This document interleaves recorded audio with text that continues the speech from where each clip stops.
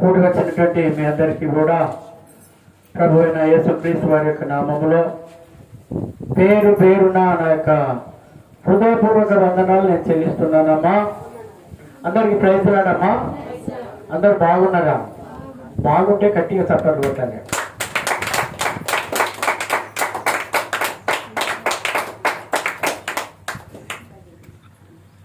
ఇలాంటి చప్పట్లు ఇంట్లో కూడా పెట్టుకుంటుందమ్మా. ఏమంటారు మనలను? పిచ్చి వాళ్ళు అంటారు. అవునా కదా? కానీ దేవుడు మెచ్చుకుంటాడు. హల్లెలూయా. మనం నేర్చుకునేటివి కొన్ని ఉంటాయి. ఇక్కడ చప్పట్లు బాగా కొడితే ఆరోగ్యవంతంగా ఉంటాం. మనం ఎప్పుడు కూడా సమయం వచ్చిన ఇంటికాడ కొట్టలేం. మనం కొన్ని నేర్చుకోవాలి. మనం స్తుతి ఆరాధన చేసేటప్పుడు కూడా 2 చేతులు పైకి లేపాలి. యేసు ప్రభు మనందరి కోసం దినమంతా చేతులు దాచి ఉన్నాయి. ఇట్లే ఉన్నాయి చేతులని. మన ఇంటికాడ ఇట్లా పెడితే ఏమంటారు? మనల్ని పిచ్చోళ్ళే అంటారు. ఇక్కడ అవకాశం ఉంటుంది కాబట్టి ఇక్కడే మనము ఆ పనులు చేయాలి. పాటలు పాడాలి, స్వరమెత్తి పాటలు పాడాలి, హృదయపూర్వకంగా పాటలు పాడాలి. ఆయనను గణపరచాలి. మనల్ని కాపాడినందుకు, మనకు ఆరోగ్యాలు ఇచ్చినందుకు, మనకు ఆయుష్నిచ్చినందుకు, మన బాధలు సమస్యలు తొలగించినందుకు, మన ఇరుకులు ఇబ్బందులు వ్యాధి బాధలు తొలగించినందుకు, మన అప్పు సమస్యలను తొలగించినందుకు, మన అవసరాలు తీర్చినందుకు, మనకుండబడేటువంటి ప్రతి సమస్య నుండి దూరపరిచినందుకు, రోగ వ్యాధి బంధకాలని తొలగించినందుకు, మాంత్రిక అంధకార చీకటి శక్తుల ప్రభావం మన ఇంటి మీదకి రాకుండా కాపాడినందుకు, ఎలాంటి చిల్లంగి చేతపడి శక్తులు మన గృహాలకు రాకుండా కాపాడినందుకు మనందరం కూడా కృతజ్ఞత స్తుతులు ఈ మందిరంలోనే చెల్లించాలి. గట్టిగా చప్పట్లు కొడదాం. మంచిది. ఏది ఏమైనప్పటికీ మనం ఈరోజు 15వ వాక్య భాగాన్ని మనం చదువుకుంటున్నాం. ఈరోజు ప్రభు బల సంస్కారం ఉన్నది కనుక ప్రభు భోజనం, దాన్ని ఏమంటామంటే ప్రభు భోజనం. ప్రభుతో కలిసి చేసేదే ప్రభు భోజనం. మన ఇంటికాడ తింటాం. మనం ఇంటికాడ తిన్నది వేరు, పరిశుద్ధులతో తినడం వేరు. మనందరం కూడా పరిశుద్ధులం కనుక పరిశుద్ధమైనటువంటి ఆహారం జీవించాలి, తినాలి. అందుకే కొన్ని మాటలు పరిశుద్ధ గ్రంథంలోకి వెళ్ళి మనం తీసుకుందాం. 15వ అధ్యాయంలో మొదటి మాట, మృదువైన మాట క్రోధమును చల్లార్చును, నొప్పించు మాట. హల్లెలూయా. ఎవరైనా ఒక మాట అంటే ఒక్కొక్కసారి మనకు సుర్రమంటది అంటారు. ఎవరికన్నా మీరు మంచోళ్ళు, మీరు దేవుని బిడ్డలు కాబట్టి మీకు సుర్రమంటది. మాటకు మాట అస్సలుగా అన్నారు, ఎదిరించి కూడా మాట్లాడరు. అంటే అనుకొని దేవా తండ్రి నన్ను తిడతాను, దేవునికి స్తోత్రం అని అంటారా? నేనెందుకు ఊరుకోవాలి అంటాం మనం. కానీ ఇక్కడ చెప్తున్నాడు, మృదువైనటువంటి మాట, చిన్నగా మెత్తగా మాట్లాడేటువంటి మాట కోపాన్ని ఏం చేస్తుందంటే చల్లారుస్తుంది. ఎవరైనా కోపంతో ఉన్నా కానీ చల్లారుతుంది. నొప్పించు మాట కోపాన్ని చేస్తుంది. ఎవరైనా వచ్చినట్టు మాట్లాడతారు. మాట్లాడితే కొంతమంది ముళ్ళు కూర్చున్నట్టే ఉంటుందమ్మో, వాళ్ళకి పరిక్కం అంటారు, పరికంప. ఇంకొక మాటలో ఏమంటున్నాడు అని అంటే 3వ వచనం చూసుకుందాం. యెహోవా కన్నులు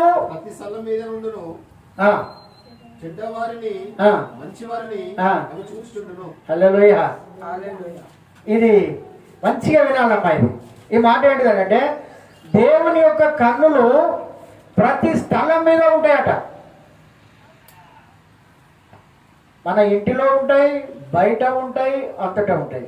గుర్తుంచుకోండి, దేవుని కన్నులు మందిరంలో ఉంటాయి, ఇంట్లో ఉంటాయి, నువ్వు ఎక్కడ వెళ్ళినా ఉంటాయి, నువ్వేం చేసినా ఉంటుంది. అది గుర్తు పెట్టుకోవాలి. యెహోవా కన్నులు ప్రతి స్థలం మీద ఉండును, చెడ్డవారిని మంచివారిని. హల్లెలూయా. మంచివారిని చూస్తాయి దేవుని కన్నులు, చెడ్డవారిని కూడా చూస్తాయి. చెడ్డవారి మీద వర్షం కురిపిస్తాడు దేవుడు, మంచివారి మీద కూడా వర్షము కురిపిస్తాడు. అదే మనమైతే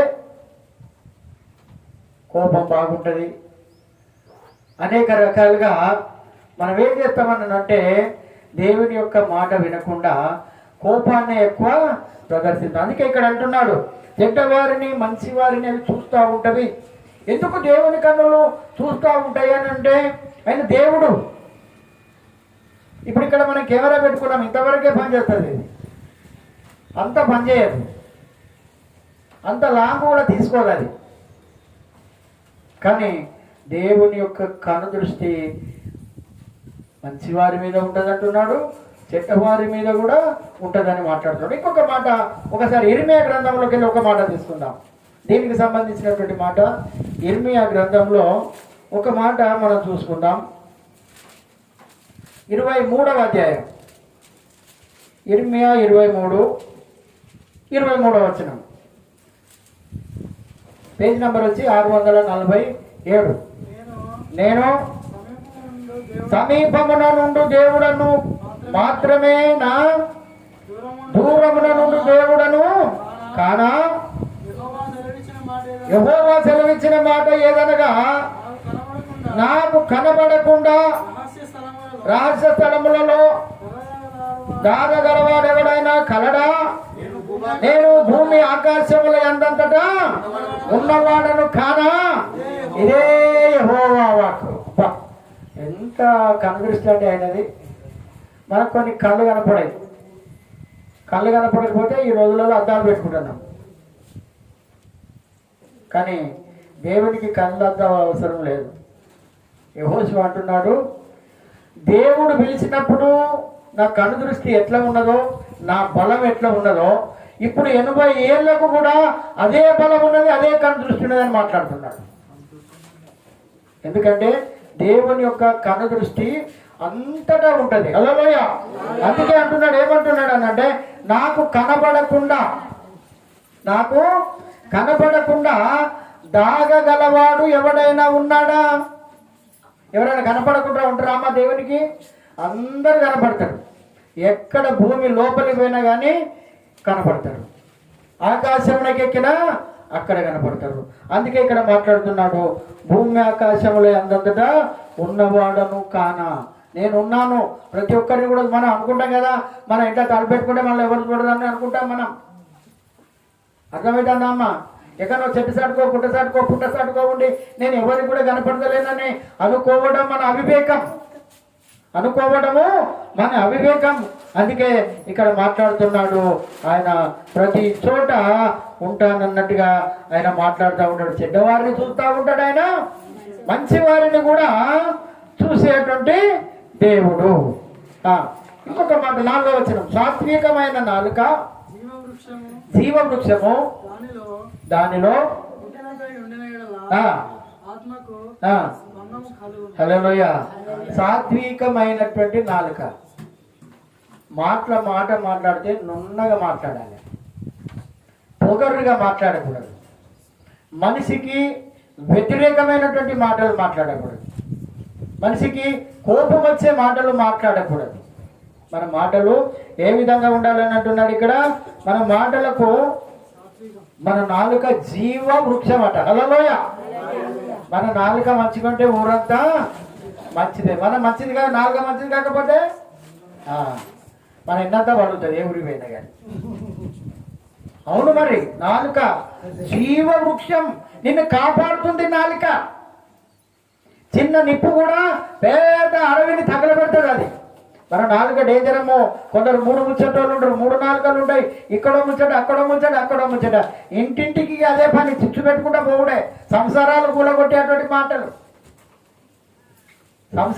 కూలగొట్టేటువంటి మాటలు, సూటిపోటి మాటలు, కోళ్ళ మీద పెట్టి తిట్టడం, కుక్కల మీద పెట్టి తిట్టడం, పశువుల మీద పెట్టి తిట్టడం, చిన్న పిల్లల మీద పెట్టి తిట్టడం, ఇవన్నీ కూడా ఏమంటున్నాడు అనంటే ఇలాంటి మాటలు మన నోటికి రాకూడదు.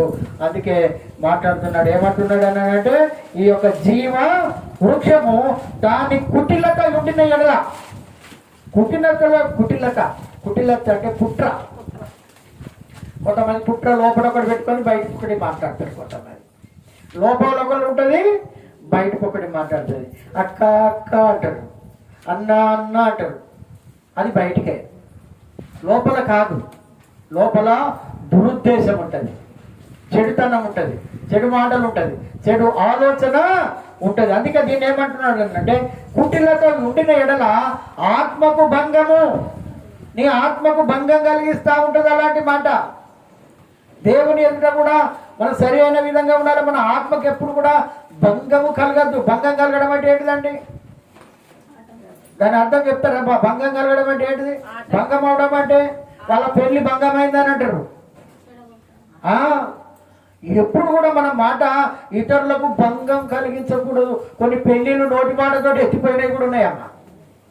కొన్ని ఇండ్లు కాలిపోయినాయి, భార్యాభర్తలు విడిపోయినటువంటి వాళ్ళు ఉన్నారు, సంసారాలు కూలిపోయినటువంటి ఉన్నారు. దేనితోటి? నోటి మాట వలన. ఇంకొక మాట మనం చూసుకుందాం. మూఢుడు తన తండ్రి చేయు శిక్షను, వాడు మూర్ఖుడు కాబట్టి తండ్రి చెప్పేటువంటి మాటలు వినడు. ఏంటి నువ్వు చెప్పాలా? నాకు అంతా తెలుసు అంటాడు. నాకు అన్నీ తెలుసు. వాడు మూర్ఖుడు. అంతమందిని నమ్మచ్చు కానీ మూర్ఖుని నమ్మలేమమ్మా. మూర్ఖుడు ఏ రకంగా ఉంటాడంటే ఒక ఏనుగునైనా ఎంటు పెట్టి వాడిని కట్టేయచ్చు కానీ మూర్ఖుని కట్టేయలేం మనం. వాని స్వభావం అట్లా ఉంటుంది, వాని ఆలోచన అట్లా ఉంటుంది, వాని అంతరంగము ఆ రకంగా ఉంటుంది. మూఢుడు తన తండ్రి చేసేటువంటి శిక్షను తిరస్కరిస్తాడు. అరే బాబుకి ఈ పని చేయండి, లేదు నేను ఆ పని చేయను, నేను ఈ పని చేస్తానంటాడు. అరే గద్దింపునకు లోబడి వాడు బుద్ధిమంతుడు అవుతాడు. గద్దెని ఎప్పుడైనా గద్దరాచి పెడితే వింటాడో స్త్రీలైనా పురుషులైనా బుద్ధిమంతులు అవుతారు. హల్లెలూయా. బుద్ధి బుద్ధి బుద్ధి బుద్ధి ఎప్పుడు వస్తుందండి? తప్పిపోయిన కుమారునికి ఎప్పుడు వచ్చింది? అన్ని పోగొట్టుకున్న తర్వాత ఇంకా అన్ని పోగొట్టుకున్న తర్వాత పందుల పొట్టు తిన్నా కానీ కడుపు నిండుతలేదు. వాడు తిననిస్తలేడు. ఎట్లా తిననిస్తాడు? జీతం పెట్టుకున్నాడు, నీకు అన్నం పెడతా, ఇంత అన్నం పెడతా, దీనికి నువ్వు కట్టుబడి ఉండాలంటే అదే మరి దానికి కట్టుబడి ఉన్నాడు. ఆ యజమానుడు చూడనప్పుడు ఏం చేస్తాడంటే పందులతో కూడా వీడు కూడా బోర్ల పడి తింటున్నాడు దాన్ని. అది చూసిండు యజమానుడు. వాడు ఆ పందుల పొట్టును కూడా ముట్టుకోనియకుండా చేసినప్పుడు అతడు ఇక నేను ఇక్కడ ఉంటే లాభం లేదనుకొని అప్పుడు ఆలోచన వచ్చింది, బుద్ధి వచ్చింది. అప్పుడు బుద్ధి కావాలి మనకు. ఎప్పుడు బుద్ధి వస్తుందో ఏం కదా ఉంటాం మనం. బుద్ధి ఎప్పుడైతే మనిషికి వస్తుందో అప్పుడు మానవుడు సరి అయినటువంటి రీతిలో తిరుగుతూ ఉంటాడు. మనకు కూడా బుద్ధి రావాలి. ఎట్లా? ప్రార్థన చేసుకోవాలన్న బుద్ధి కలగాలి, మనసు కలగాలి, వాక్యం చదవాలన్న బుద్ధి కలగాలి, ఆరాధన చేయాలన్న బుద్ధి కలగాలి, స్తుతి చెల్లించాలి, ఘనపరచాలి, మహిమపరచాలి. మట్టిగానే కాదు కదమ్మా. ఇప్పుడు ఇంత దూరం ఇంత ఎండల మనకేనా అవసరమా? ఎందుకోసం వచ్చాము ఇక్కడికి? ఆయన మాటలు విననీకి. ఈ ప్రపంచంలో దొరకనటువంటి మాటలు ఇక్కడే మనకు దొరుకుతాయి. మంచి మాటలు ఎక్కడ దొరకాయమ్మా? అందుకే ఇలాంటి మాటలు మాట్లాడుతున్నాడు. 8వ వచనం చూసుకుందాం. భక్తిహీనులు అర్పించేటువంటి బలులు. హల్లెలూయా. ఏంటంట? భక్తిహీనులు. సగం భక్తి అన్నట్టు వీళ్ళది. నిండు భక్తి కాదు, నిండు భక్తి కాదు, సగం సగం భక్తి. భక్తిహీనులు అంటున్నాడు వాళ్ళని. ఇప్పుడు కయీను ఉన్నాడు, హేబేలు ఉన్నాడు. కయీను హేబేలు మరి వీళ్ళిద్దరూ అర్పణలు అర్పించారు. అక్కడ దేవుని మందిరంలో కానుకలు తీసుకొచ్చి వేశారు. అందులో భక్తిహీనుడు ఉన్నాడు, భక్తిపరుడు ఉన్నాడు. అలా మరి భక్తిహీనులు అర్పించేటువంటి అర్పణ ఎందుకు ఆయన అంగీకరించలేదు చెప్పండి. ఇంకా ఇంకా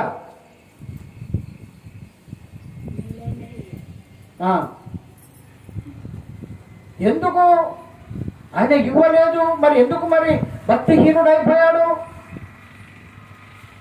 అంటే దేవుడు కూడా మన భక్తిని చూస్తాడు అన్నట్టే కదా. నీ భక్తికి కొలత ఉంటుంది. హల్లెలూయా. నీ భక్తికి కూడా కొలత ఉంటుంది. మనుషులు పై రూపాన్ని చూస్తే దేవుడు తను మన యొక్క హృదయాలను చూస్తాడు. ఆయన నువ్వు ఏ ఆలోచనతో నువ్వు వేస్తున్నావు. సుధాకరణ బాగుపడతాడు కావచ్చు అని నువ్వు వెనక కూర్చుకుంటే నా దేవుడు చేతాస్తాడు ఈ కాళ్ళకు. హల్లెలూయా. ఇది రియల్ అండి. ఇది మనం భక్తిహీనులం కాకూడదు. దేవుని ఎదుట భక్తి పరులముగా ఉండాలి. నటన నటించకూడదు. హేబేలు ఏం చేశాడు? శ్రేష్టమైనది, దేవునికి ఇష్టమైనటువంటి బలి అర్పించాడు. అక్కడ శ్రేష్టమైనది, విలువ గలది. అర్థమవుతుందా అమ్మ? శ్రేష్టమైనది, విలువ గలది అంటే అర్థమవుతుందా? నాకు ఏకున్నా పర్లేదు, దేవునికి ఇవ్వండి. హల్లెలూయా. ఎప్పుడు కూడా దేవునికి మనము విలువ గలదే ఇవ్వాలి.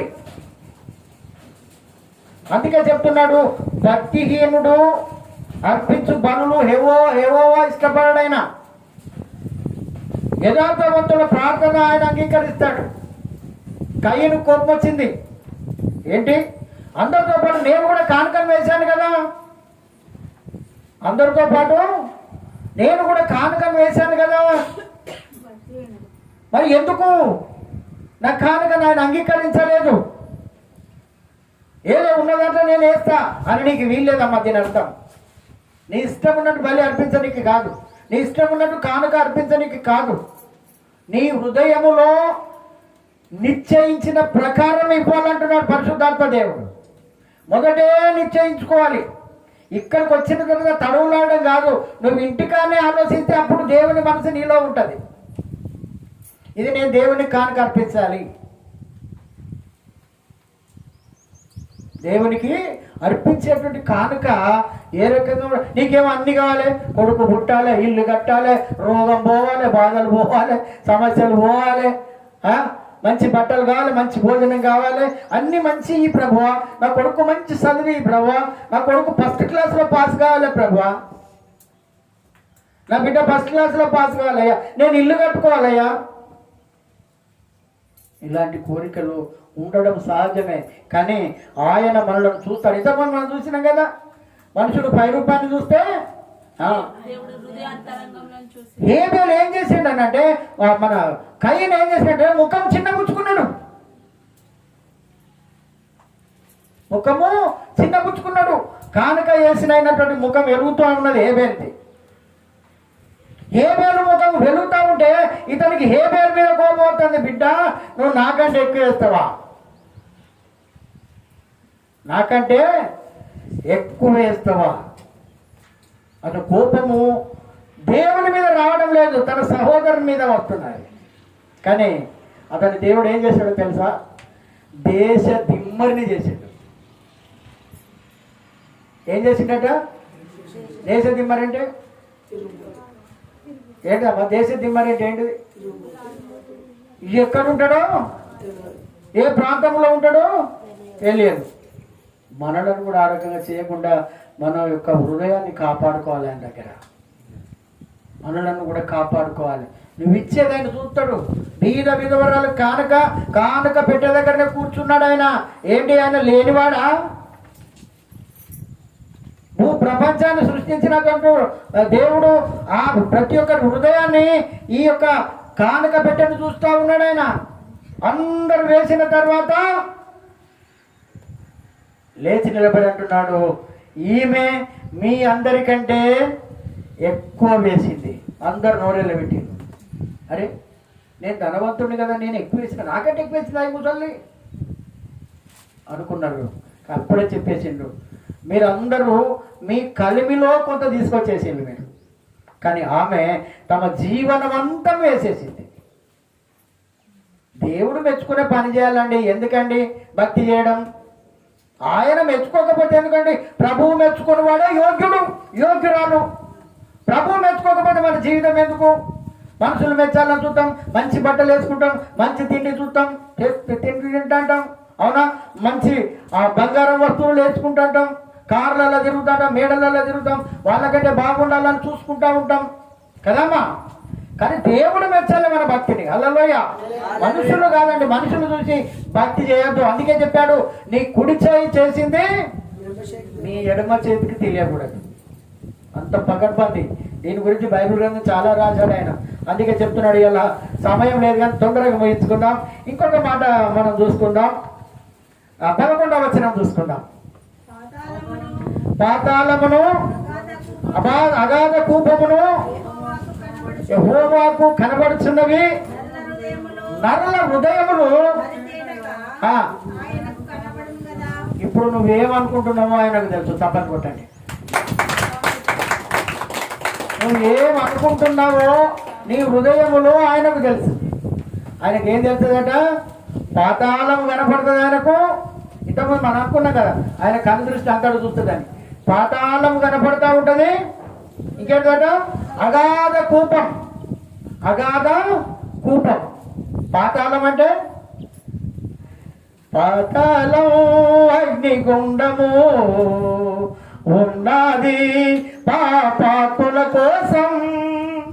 అగ్ని ఆరదు పురుగు చావదు. అగ్ని ఆరదు పురుగు చావదు. అప్పుడప్పుడా అగులు చూడడు. అప్పుడప్పుడా అగులు చూడడు. పాతాళం కావాలి, పరలోకం కావాలి, పరలోకం కావాలి, పాతాళం కావాలి.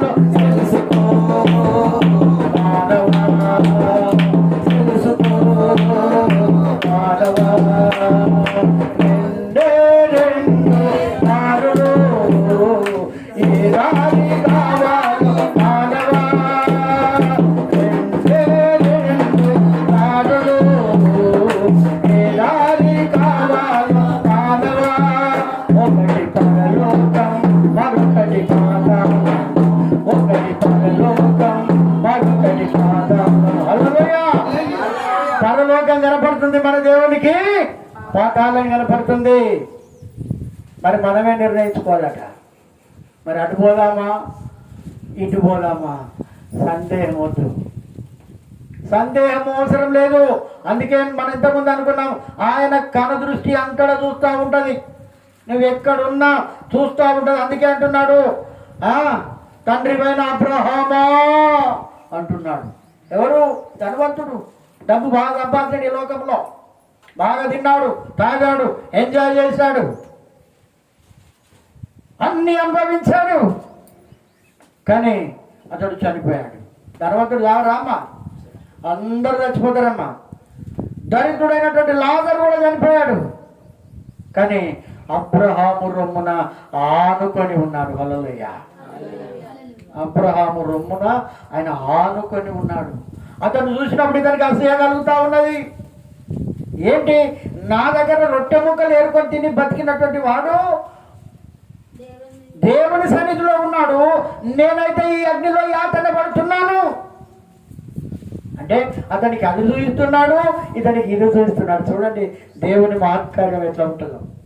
అందుకే ఆయనకు పాతాళం కనపడుతుంది, పరలోకం కనపడుతుంది. అందుకే మనం ఇద్దరికి పెద్ద అగాధం ఉన్నది బాబు. ఇక అక్కడి వారు ఇక్కడికి రారు, ఇక్కడి వారు అక్కడికి పోరు. మన చర్చిలకు వచ్చేదే మరి ఎటు పోవాలో మీరే ఆలోచించుకోండి. హల్లెలూయా. మనం చర్చికి వచ్చేది మరి పాతాళంలో కనపడదామా, పరలోకంలో కనపడదామా? మీరే ఆలోచించుకోండి. మనం ఎన్ని నీతి క్రియలు చేయాలనుకుంటున్నది ఇక్కడ ఈ లోకంలో. అంటే నీతి క్రియలు అంటే మనుషులకు కనపడాలని చేయకండి. మనుషులకు కాదు. మనుషులు పై రూపాయలు చూస్తే దేవుడు హృదయాన్ని చూశాడు. అందుకే అంటున్నాడు, నరుల హృదయములు మరి తేటగా ఆయనకు కనపడతా ఉంటాయి. మన హృదయము ఆయనకు కనపడతా ఉంటుంది. మన హృదయంలో ఏ రకంగా ఉన్నదో, మన హృదయం పాప హృదయం. మరి పాట పాడతాం, బండ లాంటిది నా మొండి హృదయం, ఎండిపోయిన నా పాప జీవితం. బండ లాంటిది నా మొండి హృదయం, ఎండిపోయిన నా పాప జీవితం.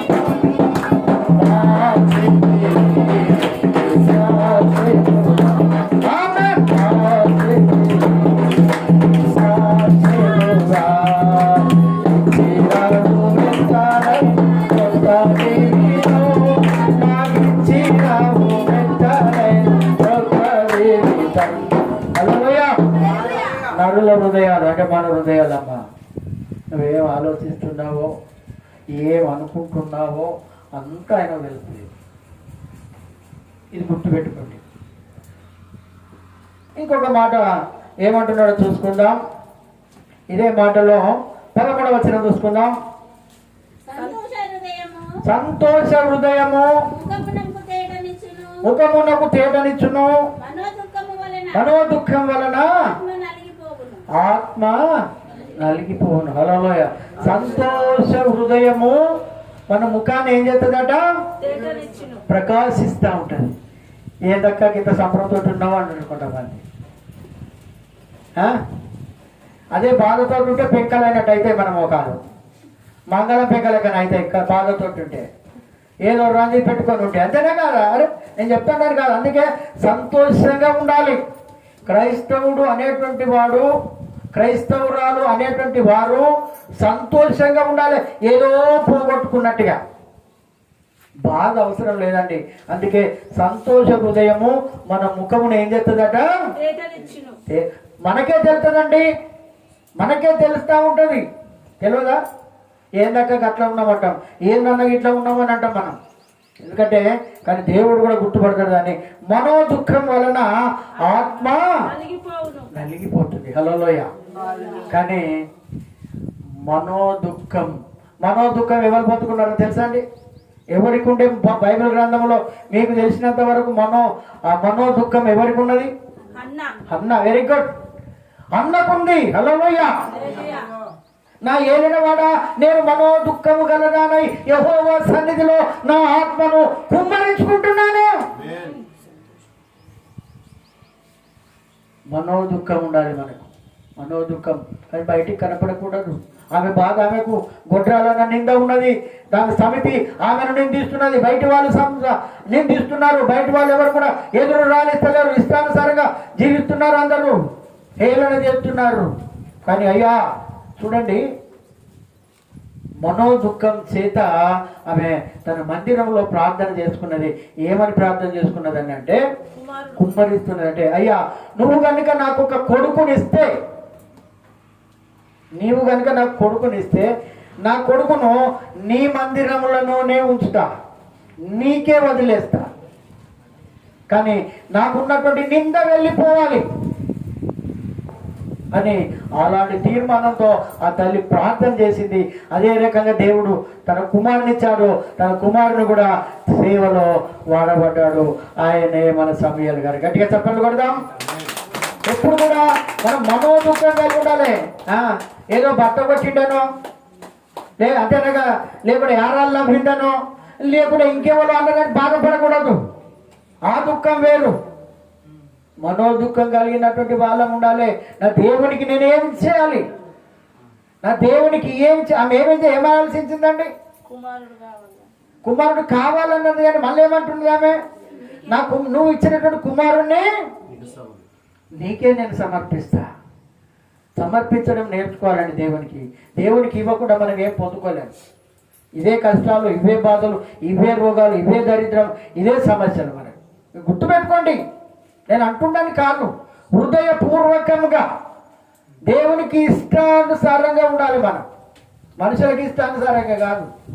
ఏదో సినిమా పోయినట్టు లేకుంటే పెళ్లి పోయినట్టు తయారైపోవడం కాదు. మనం హృదయం శుద్ధిగా ఉండాలి. హృదయ శుద్ధి గల వారు ధన్యులు, వారు దేవుని చూస్తారు అని మాట్లాడుతున్నాడు. అందుకే మనోదుఃఖం వలన నలిగిపోవాలి. మనోదుఃఖం రావాలి. హృదయంలో దుఃఖం, మానని వేదన కలిగి ఉన్నటువంటి వాళ్ళే దేవుణ్ణి చూసేటువంటి అవసరం ఉంటుంది. ఇంకొక మాట చూసుకుందాం. 15వ వచనం చూసుకుందాం. బాధపడువాని దినములన్నీ శ్రమకరములు సంతోష హృదయునికి నిత్యము విందు కలుగు. హల్లెలూయా. బాధ ఎప్పుడు కూడా పడకమ్మా. బాధలు. నా బాధ నీకేం తెలుసన్నా? నా బాధ నీకేం తెలుసు అన్నట్టమ్మా. బాధలట ఏం చేస్తాయట? మనకు అన్ని శ్రమలు, ఇంకా సాధారణగాడు చూపించేటి అన్ని అవే చూస్తాడు మనకి. ఈ బాధ తర్వాత ఇంకో బాధ చూస్తాడు, ఇంకో బాధ చూస్తాడు. దేవుడి దగ్గర ఉంటే ఆ బాధలు ఎదురుంటాయి. మరి సాధారణగాడు బాధలు కలగజేస్తాడు, దేవుడు బాధలు తీసేస్తాడు. అంతే తేడా. అందుకే ఇక్కడ అంటున్నాడు, బాధపడు వారి దినములన్నీ శ్రమకరములు. ఎప్పుడు బాధపడతాడు, ఎప్పుడు రందే, ఎప్పుడు రందే, ఎప్పుడు రందే. కానీ సంతోష హృదయునికి నిత్యము విందు కలుగుతా ఉంటది. హల్లెలూయా. విందు అంటే ఏంటిదమ్మా? విందు అంటే ఏంటిది? అందరూ సంతోషంగా తినేటువంటిది విందు. విందు భోజనం పలానా దగ్గర విందు. ఇప్పుడు ఇంతకుముందు విందు అనేది కానీ ఇప్పుడు ఏమంటారు, డిన్నర్ అంటున్నారు. ఇప్పుడు ఫంక్షన్ ఉన్నది, రిసెప్షన్ ఉన్నది, అక్కడ ఉన్నది, వెళ్ళాలి వెళ్ళాలి వెళ్ళాలి, మంచిగా భోజనం చేయాలి, మంచి భోజనం ఉంటుంది. అంతేనే కదా, మంచి భోజనం, విందు, ఎప్పుడు కూడా విందు, పరలోక విందు. పరలోక విందుకు మనకు ఆహ్వానం ఉన్నది, పరలోక విందుకు ఆహ్వానం ఉన్నది. కానీ మనం ఏం చేస్తామో తెలియదు. మనం కూడా విందుకు పిలుస్తాడైనా. పిలువబడిన వారు అనేకులు, ఏర్పరచబడ్డ వాళ్ళు కొందరే. మరి ఎందరు పోతామో మరి ఎందరు ఉంటామో తెలియదు మరి మనకు. అందుకే చెప్తున్నాడు. ఇంకొక మాట మనం చూసుకుందాం. 22వ వచనం. ఆలోచన చెప్పువారు లేని చోట ఉద్దేశములు వ్యర్థమగును. ఆలోచన చెప్పువారు బహుమంది దృఢపరచును. ఆలోచన చెప్పువారు లేని చోట కొంతమంది వాళ్ళకు వాళ్ళే తీర్మానం చేసుకొని ఏదో ఒకటి చేసేస్తూ ఉంటారు. ఆలోచన చేయరు, అనాలోచితంగా చేసేస్తూ ఉంటారు. అనాలోచితంగా చేసేస్తా ఉంటారు. అందుకే చెప్తున్నాడు ఇక్కడ, ఆలోచన చెప్పువారు లేని చోట ఉద్దేశములు వ్యర్థమైపోతా ఉంటది. బహుమంది చాలా మంది ఉన్న ఎడల ఉద్దేశాలన్నీ దృఢంగా ఉంటాయి, బలిష్టంగా ఉంటాయి, గట్టిగా ఉంటాయి. ఆలోచన చెప్పకపోతే ఒక్కొక్కసారి మన ఆలోచన మనకే పనిచేయదు. నేను ఈ ఆలోచన చేశాను, నేను ఈ పని చేశాను అని అనుకుంటాం. అది ఖరాబ్ కాగానే బాధపడతాం. కానీ ఇతరుల ఆలోచన తీసుకొని, పెద్దల ఆలోచన తీసుకొని మనం ఆ పని చేస్తే అది తప్పకుండా సఫలమైంది. కొంతమంది ఆలోచన, నాకు ఆలోచనే, నేనెందుకు చేయొద్దు వాళ్ళని చూసి, వీళ్ళెందుకు చేయొద్దు వీళ్ళని చూసి, నేనెందుకు వాళ్ళని చేసి, ఇలాంటి ఆలోచనలు మనకొద్దు. ఎందుకంటే పులిని చూసి నక్క వాత పెట్టుకున్నట్టు చేయకండి.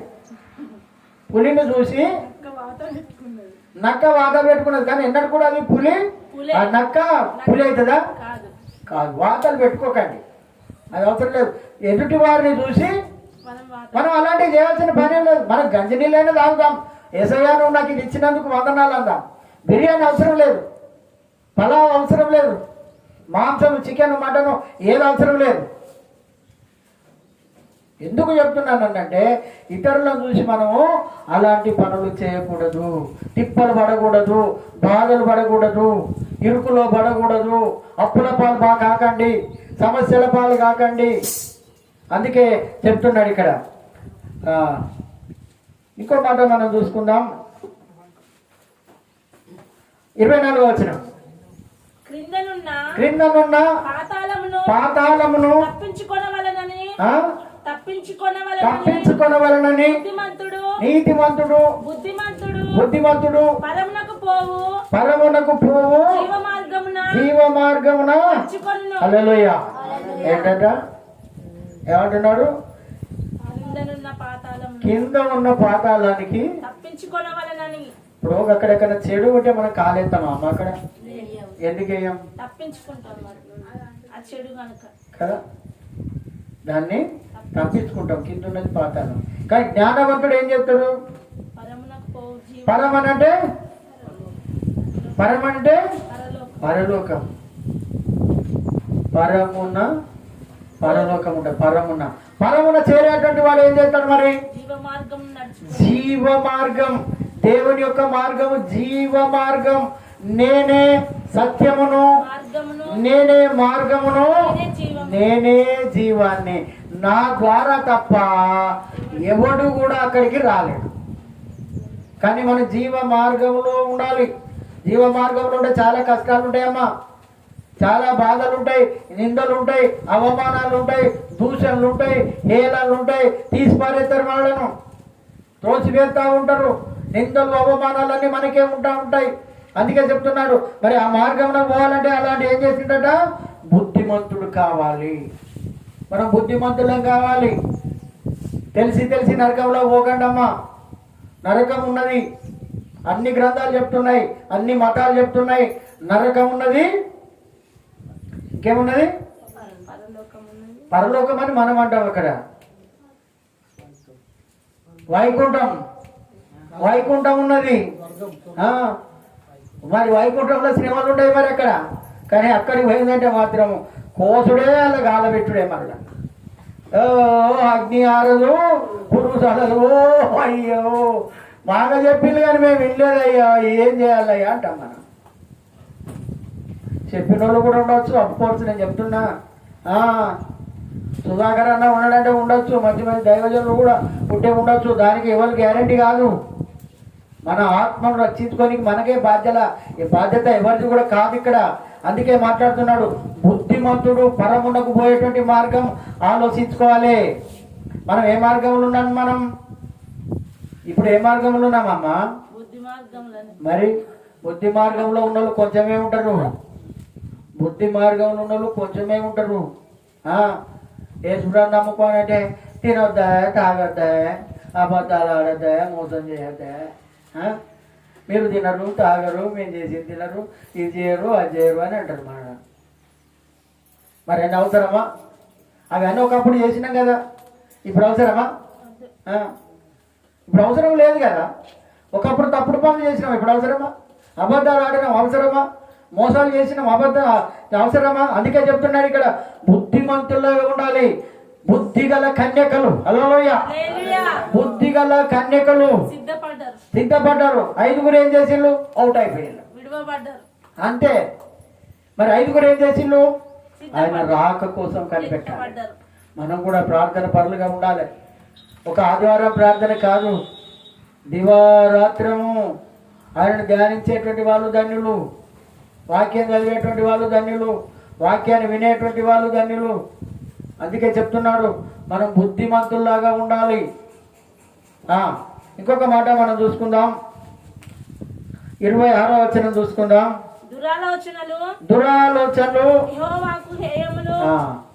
దురాలోచన అంటే చెడ్డ ఆలోచనలు మనకు ఉండకూడదు. దుష్టుడు తెప్పిస్తాడు అందరికీ, కానీ ఎప్పుడు కూడా దురాలోచనలు మనకు ఉండకూడదు. ఆయనకు ఇష్టం లేదు. ఇంకేమంటున్నాడు? దయగల మాటలు పవిత్రములు. దయగల మాటలు ఆయన యొక్క దృష్టికి పవిత్రం. దయగల మాటలు మనం మాట్లాడాలి, దయ చూపించేటువంటి మాటలు మనం మాట్లాడాలి. దురాలోచనలు, చెడ్డ ఆలోచనలు, ఎవరి సంసారాన్ని కూలవాలి, ఎవరికి చిచ్చు పెట్టాలి, ఎక్కడ ఏం చేయాలని ఇవన్నీ ఆలోచించకండి. ఇవన్నీ మనకు పనికిరాని. ఇవన్నీ ఎప్పుడు కూడా దయగల మాటలు మాట్లాడడానికే ప్రయత్నం చేయాలి. దుష్టుల దగ్గర ఉండకండి, చుట్టాలు తాగేటోళ్ళతో ముచ్చట్లు పెట్టకండి, మందు తాగేటోళ్ళతో ముచ్చట్లు పెట్టకండి. అర్థమవుతుందా? దుష్టుడు అంటే తెలుసా? కొంత చెడ్డ మాటలు మాట్లాడుతుంటారు, వాళ్ళతో దంట కూడా ఉండద్దు, వాళ్ళ దగ్గరనే ఉండద్దు. మనం వాళ్ళే దుష్టులు, వాళ్ళు దుర్మార్గులు, వాళ్ళే మోసగాళ్ళు, వాళ్ళే. వాళ్ళతో ఉండద్దు. దుష్ట సహవాసము మంచి నడవడిని కూడా చెరిపేస్తుంది. దుష్ట సహవాసం చేయకూడదు. ఒకవేళ చేసావా వారిని మార్చాలి మనం. హల్లెలూయా, వారిని మార్చాలి. అది దేవుని యొక్క ఉద్దేశం. అందుకే చెప్తున్నాడు, దయగల మాటలు ఆయన దృష్టికి పవిత్రములు. 29వ వచనం ధ్యానించుకుందాం. భక్తిహీనులకు యెహోవా దూరస్తుడు, నీతిమంతుల ప్రార్థన ఆయన అంగీకరిస్తాడు. వాళ్ళలో ఎవరి ప్రార్థన దేవుడు అంగీకరిస్తాడట? నీతిమంతుల ప్రార్థన. అమ్మా, నీతిమంతుల ప్రార్థన దేవుడు అంగీకరిస్తూ ఉంటాడు. మరి మన నీతిమంతుగా ఉండాలంటే మనం ఇంట్లో ప్రార్థన చేయాలి. నీతిమంతుల గుడారాలలో వినబడుతున్నది రక్షణ సంగీత సునాదము. నీ కృప నిత్యముండు, నీ కృప నిత్య జీవం, నీ కృప వివరింప నా తరమా యేసయ్యా.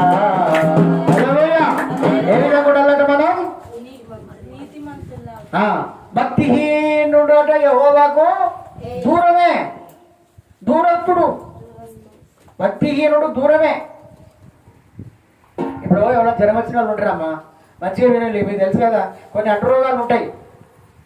సరిది అయినా జ్వరం వచ్చినా ఏదైనా వచ్చినా, జ్వరం వచ్చిన మనిషి దగ్గరికి చిన్నపిల్లలు వేస్తాం ఆ పక్కన. ఎందుకేరమ్మా? అంతేనా? మరి భక్తిహీనుడు మనం ఉన్నా కానీ అంతే. మనం కూడా భక్తిహీనులం అవుతాం. వారు వీరైతారు, వీరు వారు అయిపోతారు. అలా కలిసిపోతాం. మళ్ళా ఎక్కడ పాతాల లోకంలో కలుసుకుంటాం మనం. వాళ్ళ అది వద్దిగా ఆ దోస్తానే కట్ చేయాలి, ఆ పలుగానే కట్ చేయాలి. అందుకే చెప్తున్నాడు ఇక్కడ, భక్తిహీనులకు యెహోవా దూరస్తుడే, దూరంగానే ఉంటాడు ఆయన. మరి ఎందుకు? మరి ఎందుకండి దగ్గర దగ్గర ఏమవుతుంది? అవసరం లేదు ఆయనకు. భక్తిహీనుడు ఎందుకు? పనికిరానుడు విమర్శకుడు అవసరమా? అందుకే అంటున్నాడు, నీతిమంతుల ప్రార్థన ఆయన అంగీకరించును, కన్నుల ప్రకాశము చూచుట హృదయమునకు సంతోషకరము, మంచి సమాచారము ఎముకలకు పుష్టినిస్తుందమ్మా. హల్లెలూయా. కన్నుల ప్రకాశము, చాలా జాగ్రత్త వినండి. కన్నుల ప్రకాశము. నీ కన్ను తేటగా ఉండాలంటున్నాడు దేవుడు. కన్నుల ప్రకాశము. దావీదు కన్నులు ఎట్లున్నాయో వాళ్ళు చెప్తారా? దావీదు నేత్రాలు ఎలాంటి అట? చక్కని నేత్రాలు. Very good. దావీదు నేత్రాలట చక్కని నేత్రాలట. మరి అన్ని వంకర నేత్రాలు. ఇటు చూస్తాము, అటు చూస్తాము, అన్ని చూస్తాం. మళ్ళా చూడనట్టే ఉంటాం. మళ్ళా ఏం తెలవనట్టే ఉంటాం. మళ్ళా ఇటు చూస్తాం, అటు చూస్తాం. కళ్ళు తిరుగుతూనే ఉంటాయి మనిషి తిరగకుండా. కానీ ఇది మనకు వద్దామా? అందుకే చెప్తున్నాడు, కన్నుల ప్రకాశం. నీ కన్ను తేటగా ఉంటే నీ హృదయం అంతా తేటగా ఉంటుందని మాట్లాడుతున్నాడు.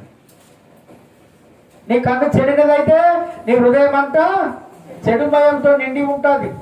అందుకే కన్నుల ప్రకాశము చూచుట హృదయానికి సంతోషం. ఎవరి గురించో బాధపడాల్సినటువంటి పని లేదు. నీ కన్ను తేటగా ఉండాలి. ఎదుటి వాని కంటిలో నలుసును చూసి నీ కంటిలోనూ దూరం పెట్టుకున్నావని అంటున్నాడు ఆయన. నలుసును చూసి విమర్శించకు. ఆయన నలుసున్నది కొద్దిగానే ఉంటుంది, కానీ నీ కన్నులో ఏమున్నది? ఎంత ఉన్నదట? దూలం. దూలం ఇంత దొడ్డు ఉంటుంది అమ్మ, ఇంత దొడ్డు ఉంటుంది అప్పుడు దూలాలు. మరి నలుసు ఎంత ఉంటుంది అంటే పరుల కంట్లో ఏమో కనపడుతుంది మనకు. గీతంతా నలుసు కనపడితే అవి ఊసులు వస్తానే చూసుకోవాలంటాం మనం. కానీ మన కంటిలో వాళ్ళు చిన్న తప్పు చేస్తే మనం ఇంకా పెద్ద తప్పు చేస్తాం. మనం ఏర్పడుకుంటుంటాం. మనం దర్జాగా ఉంటాం. మనం దర్జాగా ఉంటాం. వాళ్ళకంటే నేనేనాయమన్నట్టుగా తప్పది. అందుకే చెప్తున్నాడు, కన్నుల ప్రకాశము చూచుట హృదయమునకు సంతోషకరము, మంచి సమాచారము. మరి చెడ్డ సమాచారం అయితే ఇది కూడా చెప్పారు కదా. చెడ్డ సమాచారం అంటే ఏంటమ్మా కదా? ఇప్పుడు ఎవరైనా మనకు మంచి ఆత్మీయులు లేకుంటే బంధువులు చచ్చిపోయిందని సడన్ గా సమాచారం వచ్చింది. కొంతమంది హార్ట్ అటాక్ వచ్చి చచ్చిపోయిన వాళ్ళు కూడా ఉంటారా? దాని చెడ్డ సమాచారం. అందుకే మనిషితోటి మాట్లాడేటప్పుడు ఇలాంటి కబుర్లు చెప్పేటప్పుడు, తిన్నవా అక్క, ఉన్నవా అన్న, ఎట్లున్నారు, ఏం కథ, అంత బాగేనా, ఊరెట్లున్నది, వాడెట్లున్నది, వ్యవసాయం ఎట్లున్నది, పని ఎట్లున్నది, ఇదంతా అడిగిన తర్వాత అరే పలాంటి విషయం నీకు తెలుసునే అన్నట్టుగా మాట్లాడాలి. కానీ తక్కువ నీ అక్క చచ్చిపోయిందాను, నీ అన్న చచ్చిపోయిండాను, లేకుంటే నీ భర్త చచ్చిపోయిండాను, భార్య చచ్చిపోయిండాను, ఇలాంటి కబుర్లు చెప్పద్దు. సడన్గా చెప్పద్దు. కొంతమంది బీపీ ఉన్నాడు, హార్ట్ అటాక్ వచ్చి ఎప్పుడే చచ్చిపోతాడు. అందుకే ఎముకలకు పుష్టినిస్తాడ మంచి సమాచారం. మత్సరము ఎముకలకు కుళ్ళని పరిశుద్ధ గ్రంథం తెలియజేస్తున్నది. మత్సరం ఉండకూడదు. మనం మత్సరం అని అంటే అనేకమైనటువంటి కుతంత్రాలు లోపల ఉండకూడదు. 31వ వచనం చదువుకుందాం. జీవార్థమైన ఉపదేశమును అంగీకరించడానికి హల్లెలూయా చెప్పలు పెడదాం. దీనికి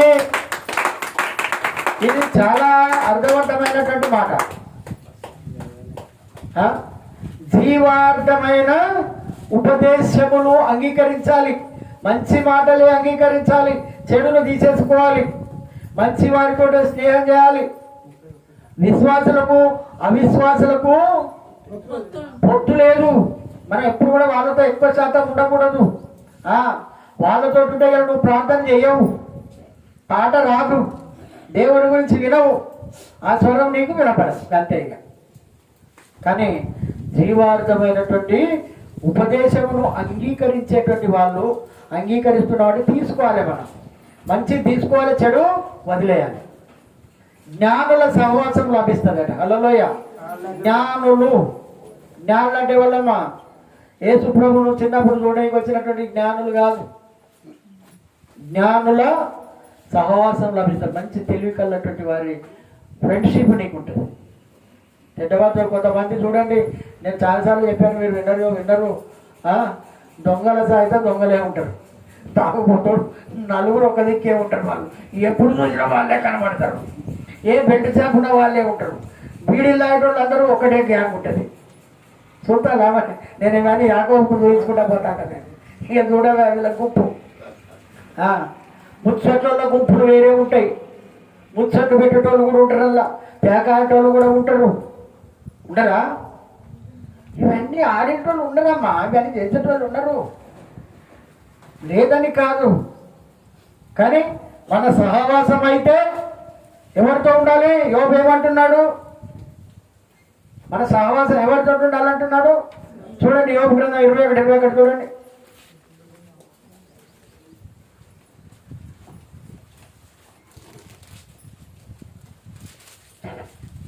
తాము పోయిన తరువాత తమ ఇంటి మీద వారికి చింత చేయదు. అదే ఒక్క నిమిషం.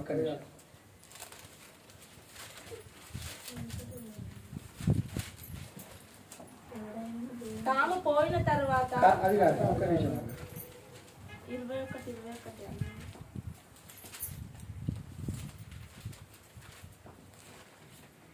మన సహవాసం అయితే ఆయనతో సహవాసం చేసిన ఎడల నీకు సమాధానం కలుగుతుంది. హల్లెలూయా. ఎవరితోటి సహవాసం చేస్తున్నాం మనం? 22. నువ్వు ఎన్ని చెప్పక్క, నాకు లోపలనైతే బయటికి పోదక్క అంటాం మనం.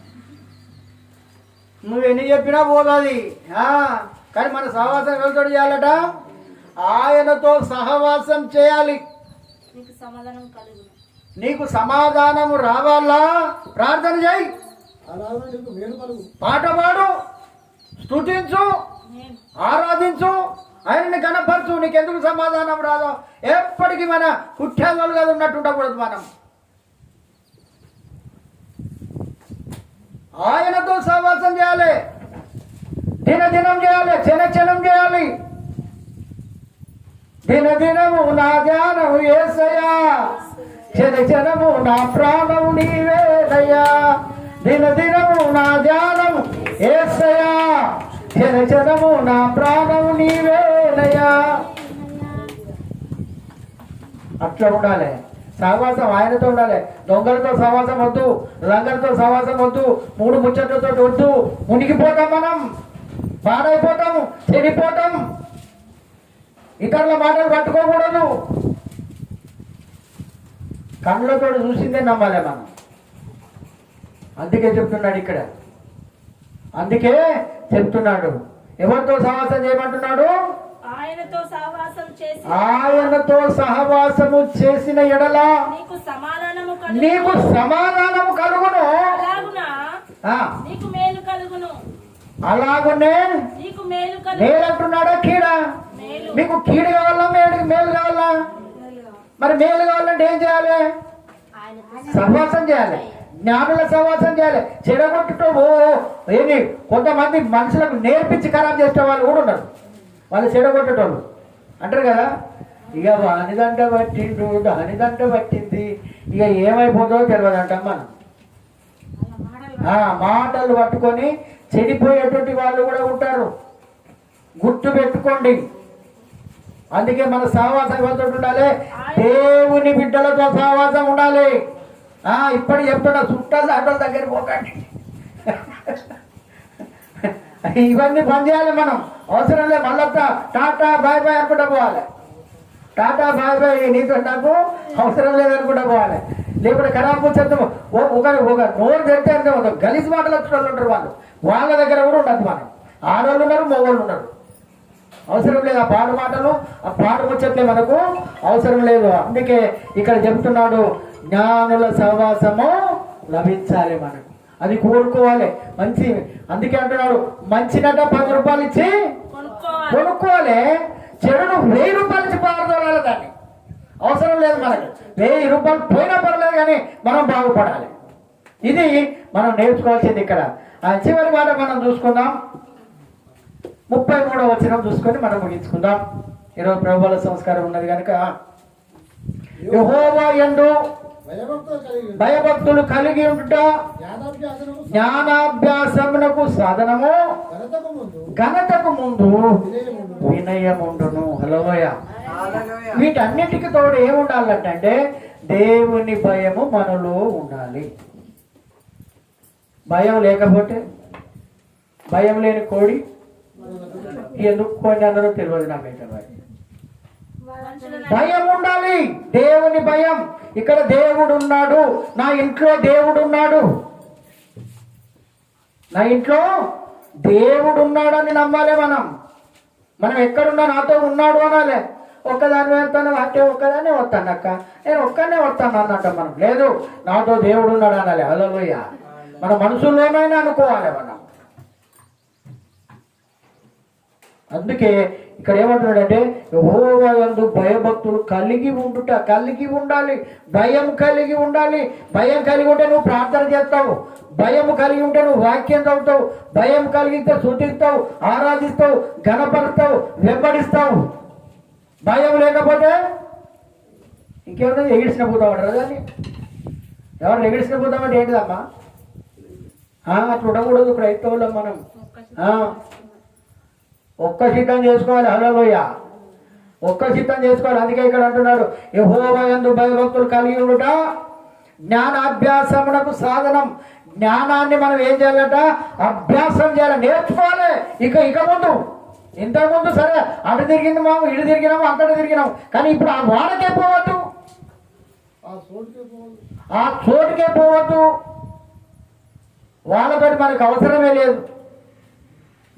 మాట్లాడి నీ గొప్ప కూడా ముంచేటోళ్ళు ఉంటారు. అందుకే జ్ఞానాభ్యాసం చేసుకోవాలి. ఘనతకు ముందు వినయం ఉంటుంది. హల్లెలూయా. ఘనత అంటే ఏంటిదమ్మా? చివరిగా చెప్పండి, ఘనత అంటే ఏంటిది? ఇంకా ఘనత, నన్ను గణపరచు వారిని నేను గణపడతాను. గణపరచడం అంటే ఒక రకంగా మనల్ని ఒక విలువగలటువంటి వాణిగా చేస్తాడు ఆయన. ఘనతకు ఏంటంట? ఘనతకు చూడండి వాక్యం, ఘనతకు ముందు వినయం ఉంటుంది. వినయంగా పోవాలి. అక్క, చెల్లి, అన్న, ఆప్యాయత మనం మాటల రూపకంగా మాట్లాడాలి మనం. ఇది ఘనతకు ముందు విధేయత అంటారు దాన్ని. వినయంగా ఉండాలి. నువ్వు ఎప్పుడైతే వినయంగా మనం ఉంటామో ఆ ఘనత నువ్వు కాదు, ప్రజలు కాదు ఇచ్చేది, దేవుడు ఇస్తానంటున్నాడు ఆయన. హల్లెలూయా. ఘనతకు ముందు వినయం ఉంటుంది, నాశనమునకు ముందు గర్వం ఉంటుంది. కొంతమంది గర్వం మాత్రం గర్ర బాగున్నదని అంటమ్మా, వీడి గర్ర బాగున్నదని అంటమ్మా.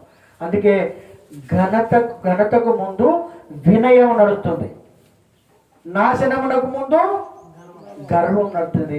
ఈ రెండిట్లో మనం ఏది కోరుకుంటాం? ప్రియ దేవుని బిడ్డలారా చెప్పండి. మనకు వినయమే కావాలి. హల్లెలూయా. మనకు వినయమే కావాలి, మనకు గర్వం అవసరం లేదు. ఇక నుండి మనము దేవుని బిడ్డలుగా జీవిస్తాం. దేవుడు ఈ కొద్ది మాటలు దీవించును గాక.